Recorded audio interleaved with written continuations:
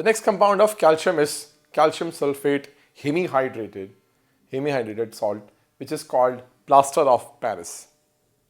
This compound, this is obtained from gypsum, which is calcium sulphate dihydrate.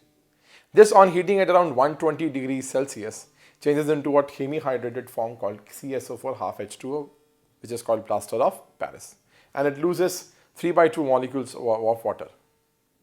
When heated above 120, even this half of the water molecule is lost, and this calcium sulphate becomes anhydrous, which is called dead burnt plaster. Now, this plaster of Paris is having a very unique property of, when mixed with water, is after 5 to 15 minutes it settles down into a hard solid mass. That is why it is used as a main building material for construction purposes, for plastering purpose. It is also used in treating fractures in medicinal field, and it is also used in making statues, busts, etc.